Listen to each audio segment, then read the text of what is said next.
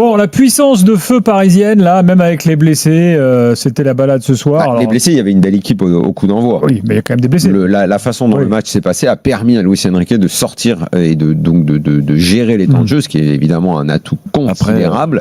Mais on va dire qu'à part la seule nouveauté, sachant qu'à chaque fois où il me dit Doué, évidemment que Doué il est extraordinaire et qu'il manque, mais comme on avait l'habitude de voir depuis 6 mois une équipe à 12 ou 13, si Barcola joue à la place de Doué, on va pas dire que c'est une insulte au football ou au PSG. Barcola il est titulaire bis quoi quasi. Donc là c'est vraiment l'absence de Dembélé. T'avais quand même une très belle équipe ce soir. L'Atalanta très faible quand même. Hein. Après ça n'enlève rien à la prestation des Parisiens, mais l'Atalanta très faible.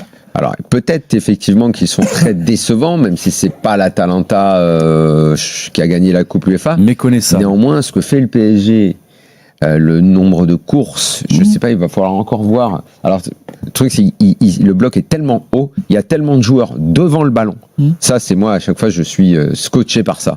Le nombre de joueurs devant le ballon, cette volonté de récupérer haut, ce qui fait que ça peut-être même leur économise certaines courses. Et il va falloir, pour les prendre en défaut, qu'une équipe soit capable de sortir de cet étau et trouver également la même dimension physique. Des relais au milieu ou devant. Mais pour l'instant, on va dire qu'on n'en est pas à se poser la question de savoir qui peut emmerder le PSG.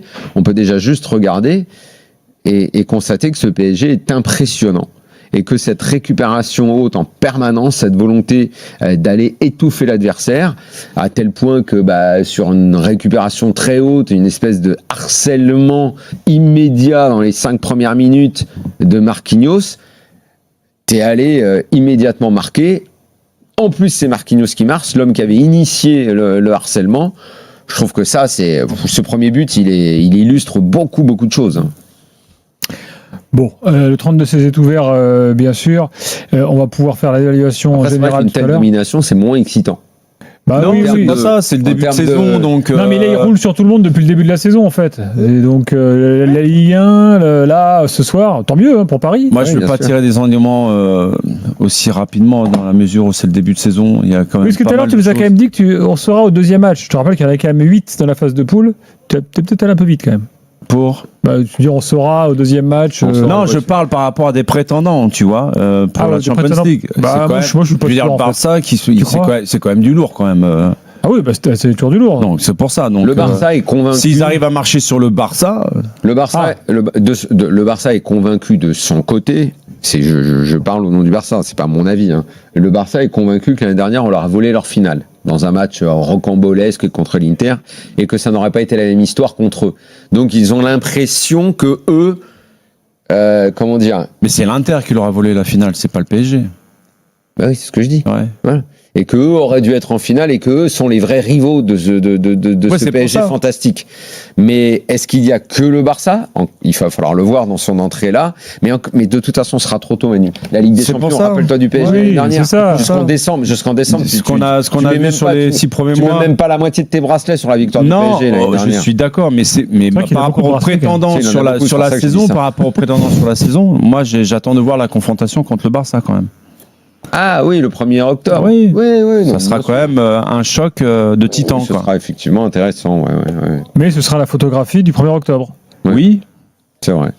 Liverpool, faut voir là ce qu'ils font ce soir, mener 2-0, être pris. Mais bon, on est déjà en train de se poser la question sur les rivaux. Bon, démarrons un peu sur les. Et pourtant, démarrons un peu sur les choix de Luis Enrique parce que Mayoulou titulaire, c'est quand même la surprise du soir. Ouais. Plutôt que Ramos. Alors Ramos, il n'avait pas fait un super match en. Mayoulou a fait une demi-heure. Il revient de blessure, le garçon. Depuis le mois de juillet, il a qu'une demi-heure dans les pattes. De toute façon, on va pas apprendre et on découvre pas ce soir que Ramos a été déclassé, que Luis Enrique ne veut pas de neuf type Ramos, ça l'intéresse pas.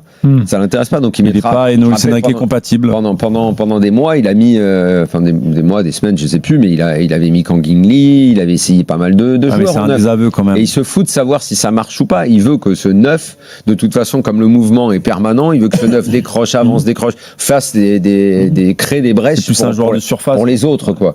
Donc à chaque fois qu'il met Ramos, de toute façon, il ne le veut qu'en joueur qui entre. Qui va impacter quand il va entrer. D'ailleurs, Ramos, il est content parce qu'à chaque fois il met son petit but. Ouais.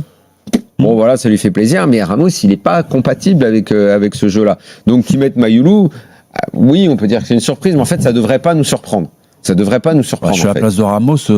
Mais lui, il le prend. Ouais, je pense tu crois pas qu'il a compris? Bah ouais, mais enfin, le marché des transferts c'est terminé. J'aurais préféré peut-être me mettre sur la liste des transferts, d'aller voir ailleurs. Ramos, il a pas demandé à partir. Je crois que la soupe est bonne. Ouais, si se satisfait justement. Oui, il y a pas beaucoup de mecs au PSG qui veulent partir. La soupe est bonne, il est dans un club qui gagne, c'est la fête. Il préfère être prêté dans un autre club. Il a le temps, il est jeune, Ramos. Il a le temps. Il a le temps. Il a 24 ans. Il faut pas non plus qu'il la patiente trop longtemps sur le banc de touche, quoi. Jusqu'à 25 ans, il croque un peu. Là, laisse-le croquer à Paris. Il aime la vie ici, il joue bien, il est dans une équipe qui écrase tout. Il kiffe. Pas la même vision. Toi, en termes de choix de carrière. Je t'ai pas dit que j'ai cette vision-là, je te dis que. Mieux vaut jouer dans un club moins prestigieux. S'il est parti de Benfica, c'est pour une bonne raison, non? Benfica, c'est quand même un grand d'Europe également. Je pense qu'à Paris, il a un meilleur salaire. Il est parti simplement et uniquement pour l'argent? Pourquoi ça fonctionne comment le football? Je veux dire, Manu, pas toi! Non, mais t'as le droit aussi quand même de kiffer ce que tu fais, quoi, non? Non, mais d'accord, il faut pas mettre tous les footeux dans le même sac, rassurez-moi. 99% quand même. Je sais pas, moi, à 24 ans, je voulais bien gagner ma vie, mais je voulais aussi jouer, quoi. Top Nuno Mendes, en direct. Énorme match, Nuno Mendes. Pour nous, pour continuer à enchaîner des buts. On a marqué plus encore 2 buts et c'est incroyable. La saison dernière, le PSG n'était pas rentré dans la compétition de la même manière. Qu'est-ce qui change par rapport à la saison dernière dans la façon d'aborder la compétition? Ça change un peu parce que l'année dernière, on a gagné le premier match, mais c'était serré. Mais je pense que cette année, on est plus foqué dans le détail, dans les choses qui font différence dans le match. Si on est concentré jusqu'à la fin, c'est mieux pour nous. La concurrence est féroce en attaque. Est-ce que ce but pour Gonzalo Ramos en fin de match, ça va lui faire du bien? C'est quelqu'un dont tu es proche? Oui, c'est normal. C'est un attaquant, c'est un joueur qui aime de faire des buts. Aujourd'hui, il a fait un but. Je pense il va continuer confiant. Il va continuer à nous aider tous les matchs, qui soient sur le terrain, soit sur le banc. Je pense que tous les joueurs sont prêts pour aider l'équipe. C'est pas la peine de faire plus, je pense qu'il n'y a pas de révélation fracassante à attendre. Mais oui, effectivement, on va faire une évaluation tout à l'heure. Il a fait partie des très bons ce soir, Nuno Mendes. Tu avais conscience du niveau de français de Nuno Mendes? Non, c'est la première fois que je l'entends. Je crois que pas mal. Vraiment. Je crois qu'ils ont tous le même prof à l'heure actuelle au PSG, parce que Luis Enrique, c'est pareil. Il n'a pas le prof alors lui. Il est là depuis un moment, Nuno Mendes. Ça fait 15 ans qu'il est là. On comprend toujours rien. Mais Nuno Mendes, impressionnant. Hein. Bravo. Moi, je trouve ça bien. Moi, je trouve ça très, très sincèrement, j'ai écouté sa conférence de presse. Il s'y est mis parce que ça fait 2 ans et là. Il y a un an pile, il parlait pas encore français. Exactement. Il y a un an, il ne disait pas, il ne répondait pas en français. Exactement. Quand on parlait de ces confs là. Et le français, c'est très dur, même pour les Français. C'est en 2025. C'est en 2025 qu'il a commencé. Donc cette année en fait, il a commencé à parler un peu français. Maintenant, il parle tout le temps français. Mais Nuno Mendes, c'est propre. Moi j'aime bien. Ça, je trouve que c'est une très belle initiative du club, que les joueurs qui sont là s'efforcent de parler français. Manu, Barça, il parlait en catalan. Au bout de 2 mois, j'ai fait ma première. Après, votre travail est parti. En catalan, non. Ça fait longtemps que j'ai oublié le catalan.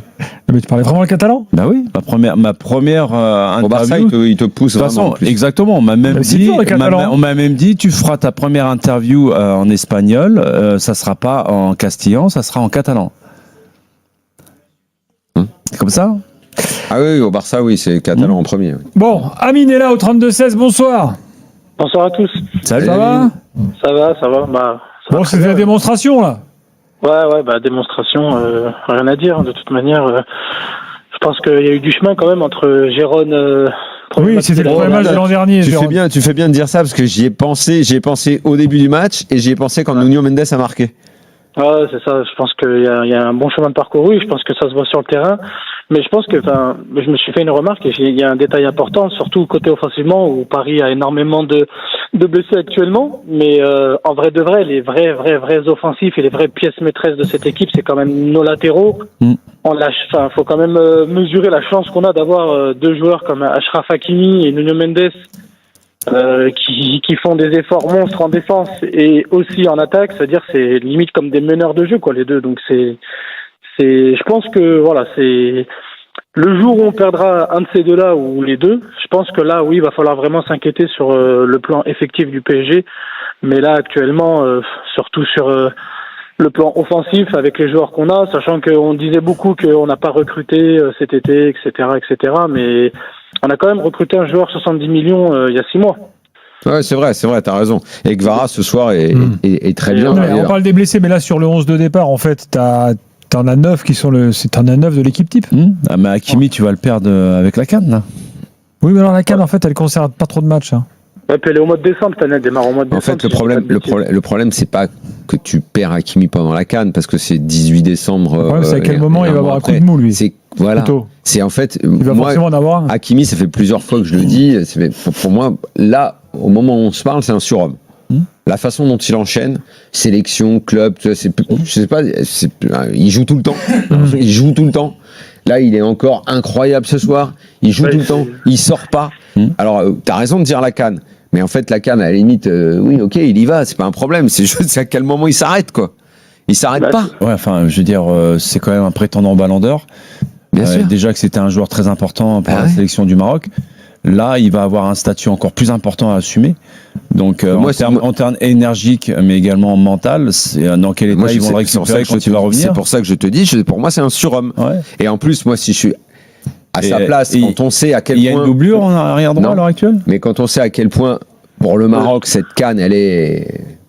On va pas dire capitale, c'est quasi vital. Ils organisent, tout est parfait. Nous, on est allé voir leurs installations. Il y a la Coupe du Monde dans la façon dont ils préparent ça, c'est moi à la place d'Hakimi, mais j'ai envie. Ce moment-là, je peux pas passer à côté, quoi. Exactement.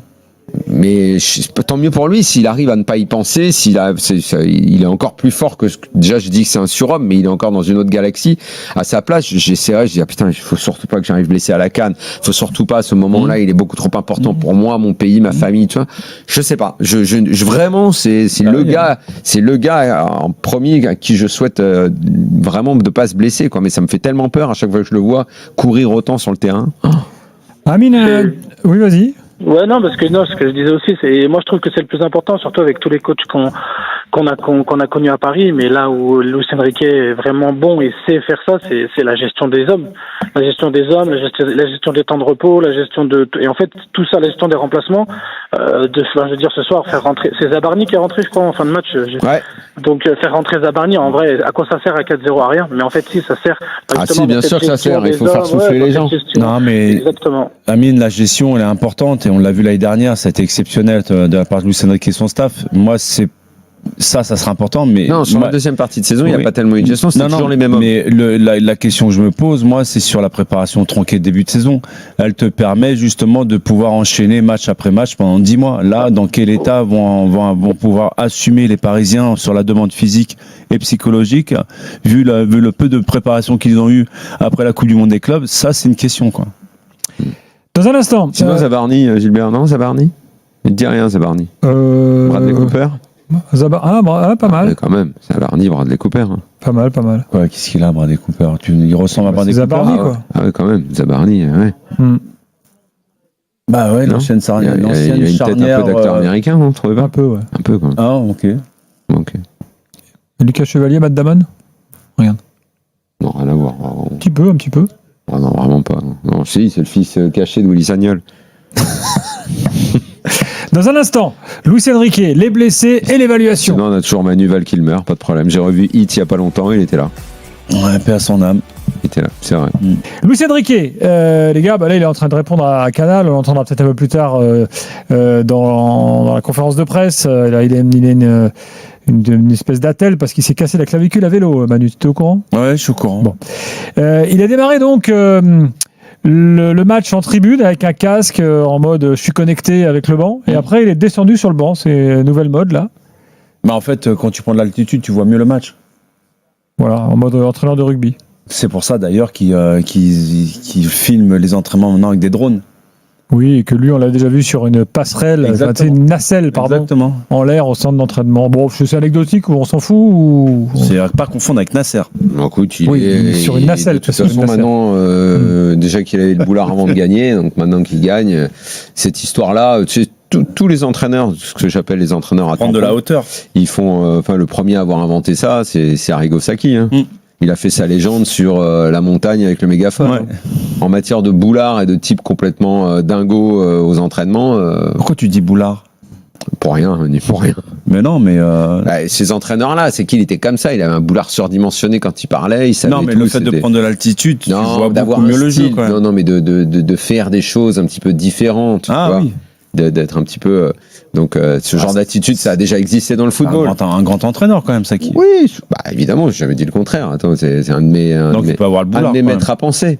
Il y en a qui c'est des piètres entraîneurs qui ont le boulard. Lui, peut se permettre. Je sais pas. T'as des noms Je sais pas. C'est bien beau de balancer, mais il faut des noms. Il faut des noms. T'en as eu Pas Mourinho en matière de Mourinho. boulard. Mourinho, ce qui est fort, c'est Avec sa qu'il célèbre de phrase, il l'avait limite. l'humilité, Dieu m'en préserve. Il l'avait limite avant de gagner. Ça, c'était encore plus fort. Chez Mourinho, c'était fort de l'avoir avant de gagner. Bon, parlons un peu des blessés, les Et gars. après, oui. à Chelsea, après, il est monté sur la montgolfière. Là, il est parti. Non, il faut qu'on attende demain pour savoir. Pour C'était un des points un des 3 points. les ischios. Manu, non, mais c'est vrai que là, mine de rien, c'est à chaque match un problème. Bah oui. Beraldo, dernier match, civière. Ouais. Là, Neves, on ne sait pas. Bon, alors, après, l'autre jour, on était. Il y avait plusieurs blessés. On me dit, et puis finalement, tu vois que Kvaratskhelia, par exemple, Non, c'est un aujourd'hui, coup, était là. Kvaratskhelia, c'est pas pareil. C'est un coup, mais des fois, tu as des coups qui peuvent te faire rater Oui, mais quelques matchs. généralement, un coup, c'est facile à récupérer d'un coup. Tout à fait. Bon, est-ce que l'an dernier, le PSG, on l'a dit l'autre soir, a eu très peu de blessés. Est-ce que là, c'est conséquence Coupe du Monde des clubs? Est-ce que ça va devenir un problème récurrent? Il y a quand même un lien. Parle-nous de ton expérience. Ce que je te dis, c'est que quand tu enchaînes une saison stratosphérique comme ils ont fait la saison précédente avec un nombre de matchs incroyable, même s'ils ont eu 3 semaines de vacances, sur les 3 semaines, la dernière semaine a été basée sur la préparation individuelle de leur côté, donc ils sont montés en puissance. Quand ils sont rentrés, ils ont eu à peine une semaine, 10 jours pour se replonger dans la compétition. Il faut savoir quand même que quand tu joues dans des clubs comme ça qui sont amenés à jouer tous les 3 jours, tu es obligé d'avoir un travail foncier et musculaire important sur les 2 premières semaines pour que donner justement le bagage. C'est ce que je te dis. Donc, je dis pas que c'est la conséquence et la résultante de tout ça, mais il y a pas de miracle dans le sport de haut niveau. À un moment donné, ton organisme psychologiquement et physiquement. Moi, sur les retours que j'ai, parce que je connais des personnes qui sont proches de l'état-major parisien. Je discutais ce matin avec l'une d'entre elles et qui me disait qu'il avait le retour de certains joueurs qui lui disaient qu'ils se plaignaient pas, mais qu'ils n'étaient pas aussi confiants, même s'ils avaient des certitudes dans le jeu et qu'ils connaissaient leurs qualités, ils n'étaient pas aussi confiants que ça allait être une promenade de santé, comme c'est évidemment, parce qu'ils sont champions de titre, c'est l'équipe à battre, mais derrière, eux le ressentent déjà en début de saison, ils sont pas dans les mêmes dispositions que la saison précédente. Après, en termes, puisque tu parlais de confiance, en tout cas, ce qu'il dégage sur le terrain, je sais pas ce que tu as entendu et je remets absolument pas en doute ça, mais sur le terrain, il dégage une confiance qui leur permet de tenter des gestes complètement, j'allais dire fous, mais en fait qui ne sont même pas fous. Mais l'ouverture extérieure du pied d'Hakimi, j'en ai vu 2-3 ouverture extérieure du pied ce soir. Tu vois des talonnades, pas des gestes superflus, souvent des gestes faits à bon escient. Quand tu presses aussi haut, ça veut forcément dire que tu as confiance en tout ce qui se passe dans ton dos et que tu sais que ton dos il est protégé. Lucas Chevalier vient d'arriver. Toutes ces relances courtes, il n'y a pas le moindre soupçon de panique dans ce qu'il fait.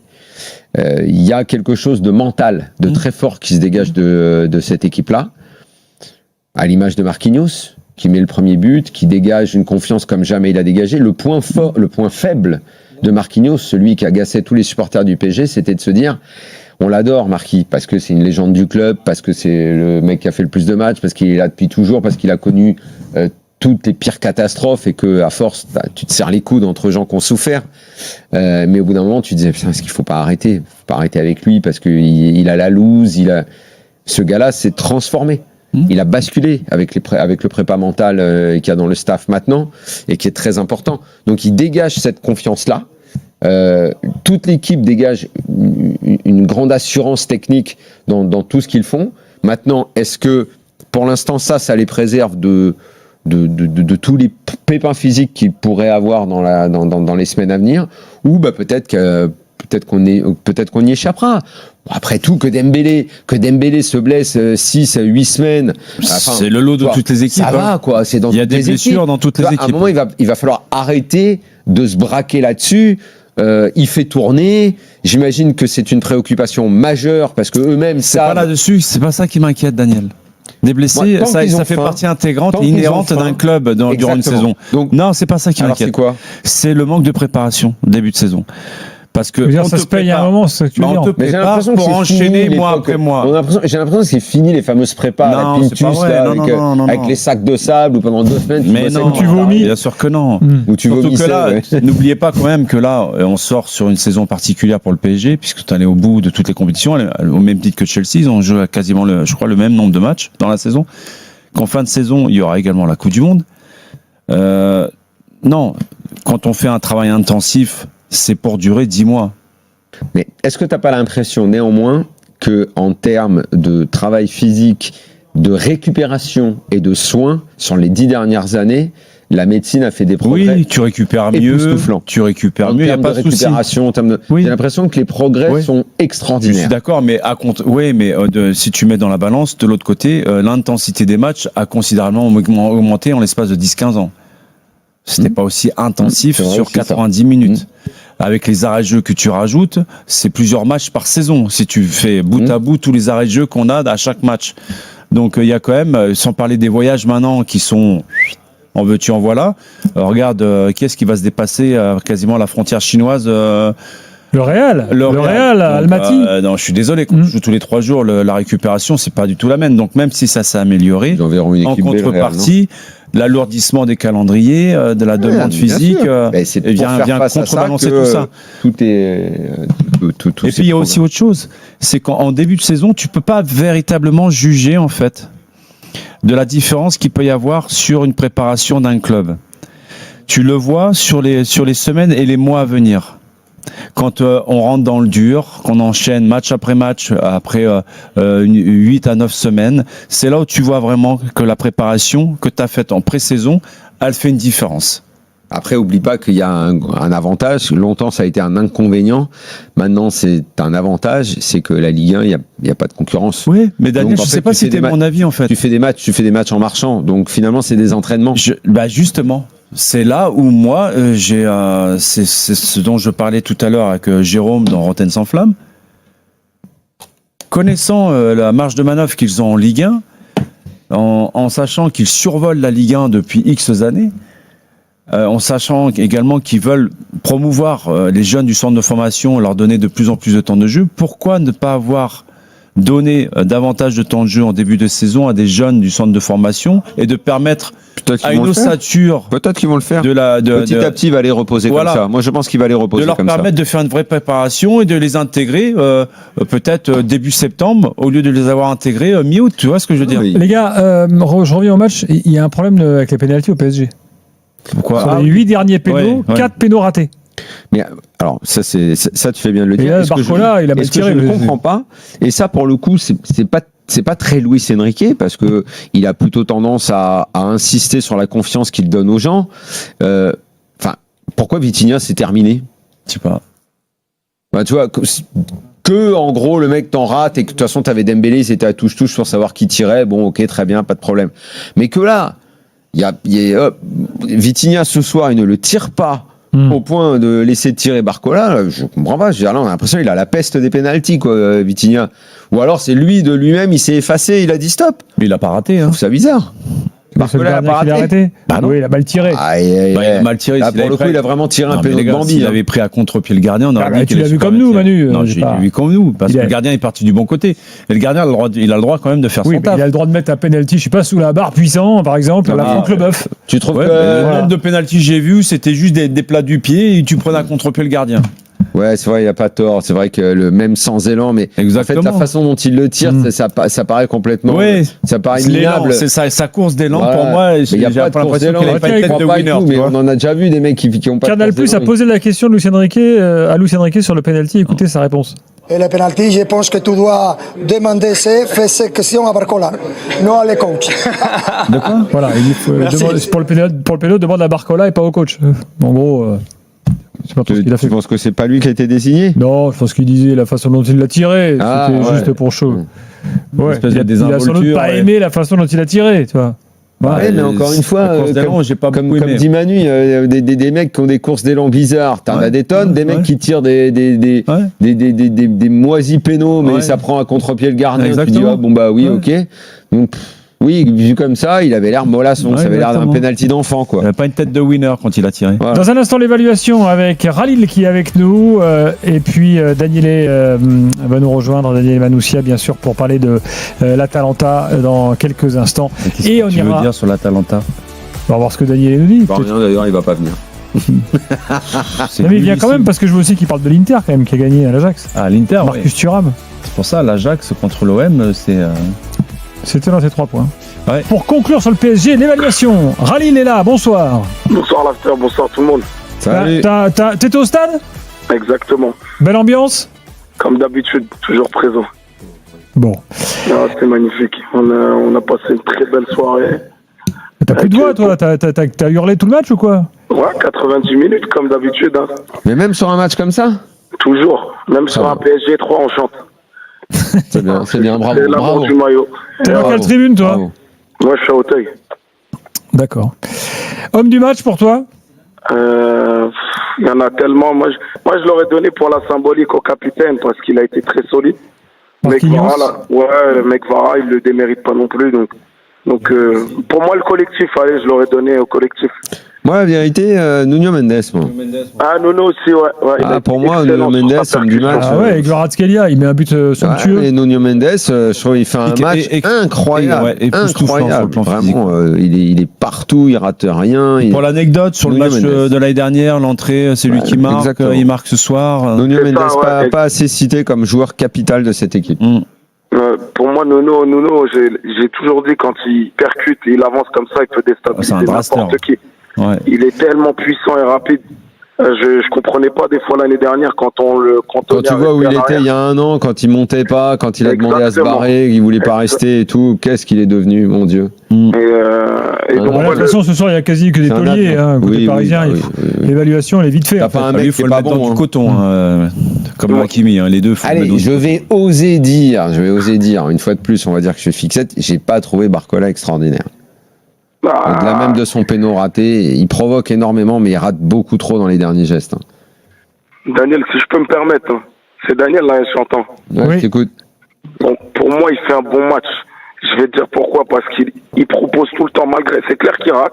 C'est vrai. Mais il propose énormément. Je t'accorde ça, c'est vrai. Maintenant, néanmoins, je trouve un peu en dessous des autres joueurs offensifs. Tu vois, tu me dis demain, Doué revient. Ah oui, non, ouais. Vas-y, reviens, Doué. Oui, après, moi j'ai une petite pensée aussi pour Mayoulou, que je trouve la connexion avec Barcola, elle était très intéressante. C'était pas son poste. Il a joué bien haut et il a fait un très bon match. Donc, faut le dire aussi, quand il y a des petits jeunes du centre qui continuent de progresser après la finale, il confirme, on va dire, son effort et sa progression sur un match de Champions League. Et voilà, faut le signaler. En tout cas, on est prêt pour le classique. Si beaucoup doutaient sur l'état d'esprit, sur le physique et la capacité au PSG, malgré les blessures, d'être présent, on a répondu présent ce soir et j'espère qu'ils seront aussi performants dimanche soir au classique.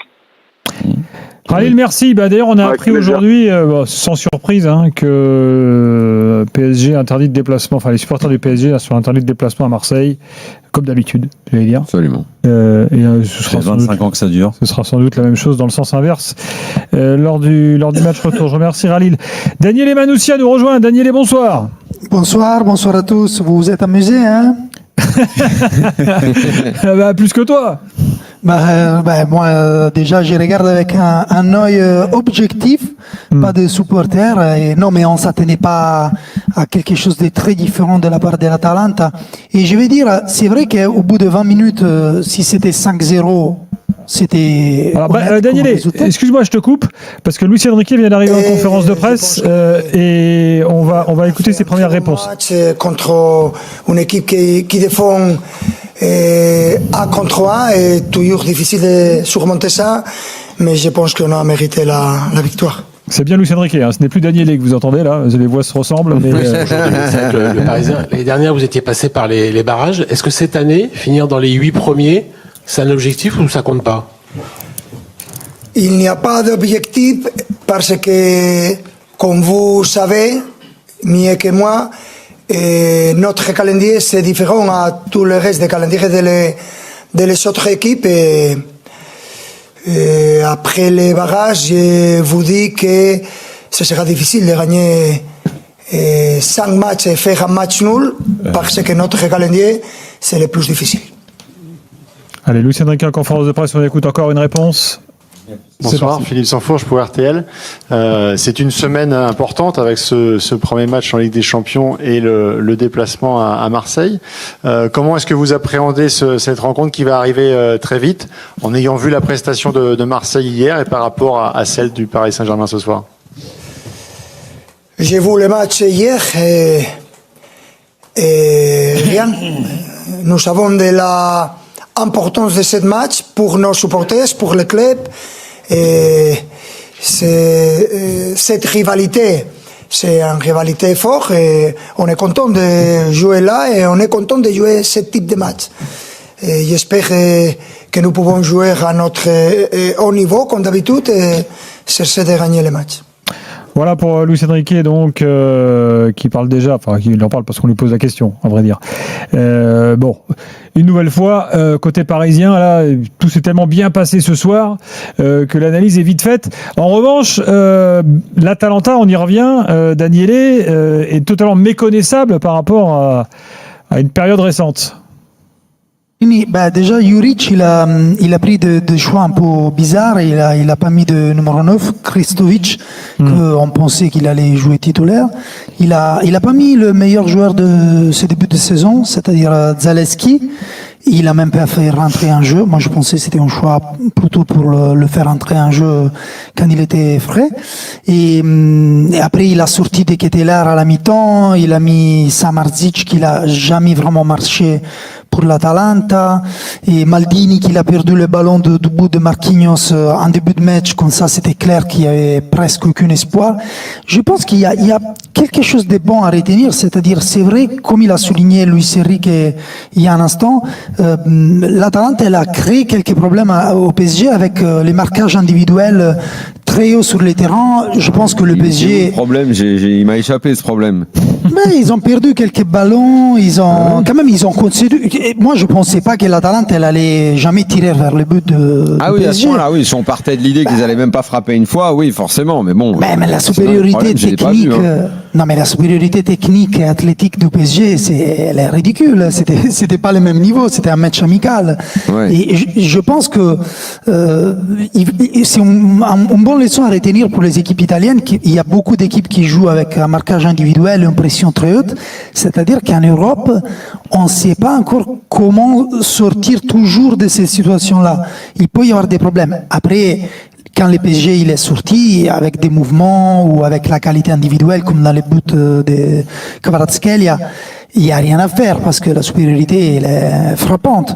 Mais je pense qu'ils ont une bonne attitude, les joueurs de l'Atalanta. Finalement, moi, ils ont perdu. Trouvé un peu faible techniquement. On est très très loin de l'Atalanta de Gasperini. Ah bah oui, mais ils n'ont pas les deux meilleurs joueurs qu'ils ont dans leur équipe, c'est-à-dire Lookman, qui n'est pas dans l'équipe pour des raisons gestionnelles, on va dire économiques, et Ederson qui est blessé au genou, il va revenir dans quelques mois. Ils n'ont pas Kolasinac, qui c'est un joueur charismatique pour la défense. Et après, il n'y a pas beaucoup d'autres, mais il y a les milieux de terrain d'Erun, Moussa, c'était la première fois qu'ils jouaient ensemble. Et bon, après, il y avait les jeunes sur le côté de Hakimi, il y avait Bellanova sur le côté de Nuno Mendes. Ça, c'est des différences des niveaux trop grands pour l'Atalanta. Qui, par contre, je pense, ce soir, elle a montré qu'avec d'autres équipes, elle va pouvoir jouer en Europe. T'es bien optimiste. J'ai envie de voir ça, parce que là, franchement, ce soir, moi, je les ai trouvés très faibles, même si, évidemment... Et le gardien, là, le but qu'il prend de Neves, il n'a pas le droit. C'est pas possible. C'était le meilleur, je pense, le meilleur joueur de l'Atalanta ce soir, Carnesi, qui est le gardien. C'est vrai, c'est bizarre de dire ça dans un match où ils ont perdu 4-0, mais s'ils n'étaient pas 5-0... Oui, mais si c'était pas 5-0 après 20 minutes, c'était grâce à lui. Et au fil du match, il a répondu à chaque fois qu'il a été appelé. Après, je sais pas, j'ai pas compté les tirs, j'ai pas regardé les stats, mais je pense que il y a eu du boulot ce soir pour Carnesecchi.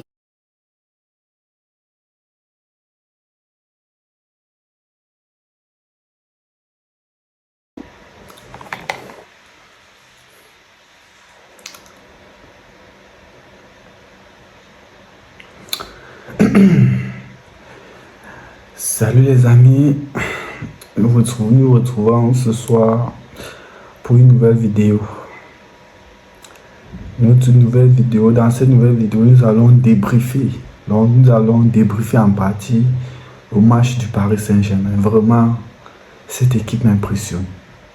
C'est du très dans cette équipe, c'est du très haut niveau. Si on les observe, ces gars risquent de doubler la Champions League. Donc, le Paris Saint-Germain, en gros, est devenu un très grand d'Europe.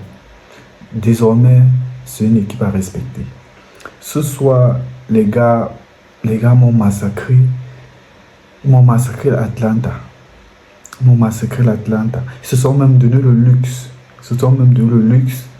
De rater un penalty. Un match à sens unique. Comment on dit un match à sens unique? À sens unique. Lorsqu'on regarde même le momentum du match, Atlanta n'a quasiment pas existé. Possession, 67% de possession de balle. Du pur football version Luis Enrique. Donc, on dira donc que le choix de Luis Enrique a été le choix le plus décisif, le choix transformateur de ce nouveau PSG. 10 grosses occasions. Dans un match, une équipe a 10 grosses occasions. Donc, un potentiel 10-0. 22 tirs dans le match. L'occasion d'Atlanta a fait 9 arrêts. Donc, c'est pour vous dire à quel point le 4-0 est insignifiant. Le 4-0, il est petit. 10 grosses occasions. Donc, dans les 10 grosses occasions, s'ils mettent. Je pense que le but attendu, c'était à 3,45. Donc, 4 buts dans le match. Et ils ont respecté. Donc, cette équipe du PSG, vraiment, elle nous impressionne. Elle est vraiment très impressionnante. Si on continue à les observer comme on les observe là, les gars peuvent nous doubler la fesse.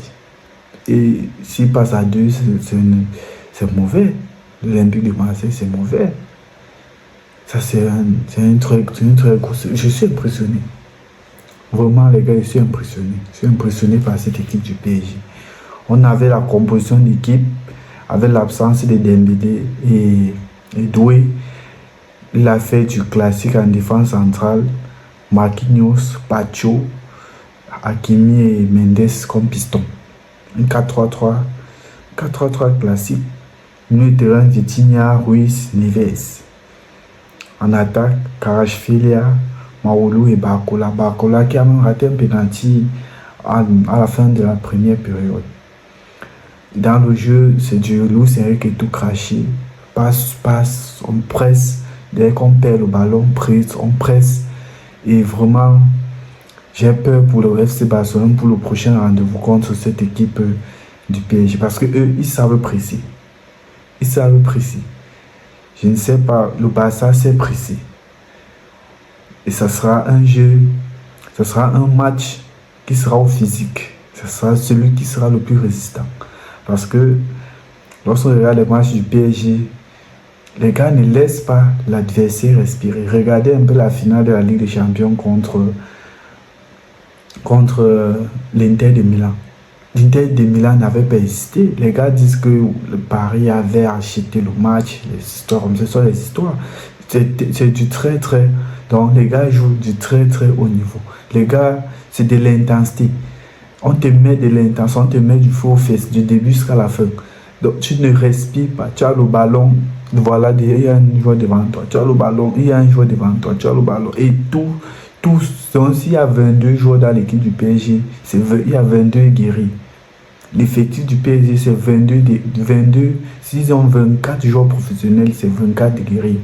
Les gars mettent de l'intensité du début jusqu'à la fin. Et je pense que c'est ça qui peut manquer Barcelone pour les battre. Et ils savaient jouer au football. Au milieu de terrain entre le FC Barcelone, ça va se jouer fort. Parce que leur qualité de milieu de terrain, Neves, Vitinha, Fabian Ruiz, c'est un niveau en deçà. C'est un niveau en dessous du milieu de terrain du FC Barcelone. Mais on verra. Mais en termes de collectif, en termes de jeu collectif, il faut se dire les vérités. Actuellement, il y a 2 équipes au monde qui jouent collectivement. Il y en a 2. Il y a l'équipe nationale d'Espagne, il y a le PSG. Il y a même d'abord le PSG. Le PSG, c'est l'équipe la plus collective. Il n'y a pas une individualité qui se démarque. Vous allez voir aujourd'hui, il n'y avait pas Doué, il n'y avait pas Dembélé, mais ça ne s'est pas ressenti. Les gars levaient le rythme comme ils voulaient. Donc, c'est là on se rend compte que la défaite contre Chelsea en demi-finale de la Coupe du Monde des clubs dernièrement, c'était en finale, c'était en demi-finale ou en finale, je ne se rappelle plus. C'était en finale, puisqu'ils avaient battu au Bayern en demi-finale. C'était de la fatigue. C'était effectivement la fatigue, parce que cette équipe du PSG, la saison passée, ils ont pris cette Champions League au ralenti, c'était un peu au ralenti, mais ils attrapent directement le taureau par les cornes. Et je vous assure, ça sera pas le match contre Barcelone, ou quel que soit là, on ne sait pas encore où le match se jouera, mais cette équipe du PSG fait peur. Cette équipe du PSG fait vraiment très très peur.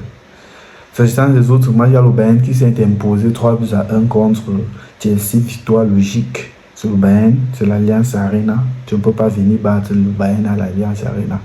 C'est quasiment une forteresse imprenable. Il y a Liverpool qui arrache la victoire à la dernière minute. Un match de folie. Une folie à Anfield. Les gars mènent 2-0. L'Atlético de Madrid. On dit maintenant l'Atlético de Madrid qui revient. Et puis, la dernière minute de jeu de temps additionnel. Van Dijk qui arrache la victoire grâce à une tête monstrueuse. Une tête monstrueuse à la Sergio Ramos.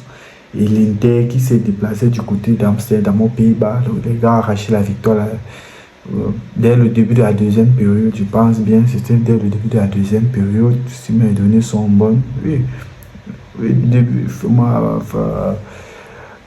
Marcus Thuram, fin de première période et début de deuxième période, ils ont conforté l'avance. Victoire nette, sans baveux, 2-0. Vraiment, cette nouvelle phase de groupe de Ligue des Champions promet d'être très très intense. Le PSG, avec cette victoire qui prend directement la tête du classement, 3 points plus 4, suivi de l'Union Gila. Bon, les autres matchs sont pas encore joués. Demain, il y a un alléchant Newcastle-Barcelone et un Manchester City-Napoli. Donc, les deux derniers grands rendez-vous de cette première journée. De cette première journée de phase de groupe. Bon, salut les gars, c'est tout pour ce match. Et on se retrouve demain pour le débrief du match Newcastle-Barcelone d'abord. Et ensuite Man City contre Napoli. Vraiment mes félicitations les Parisiens, vous êtes les meilleurs d'Europe. Ciao, ciao.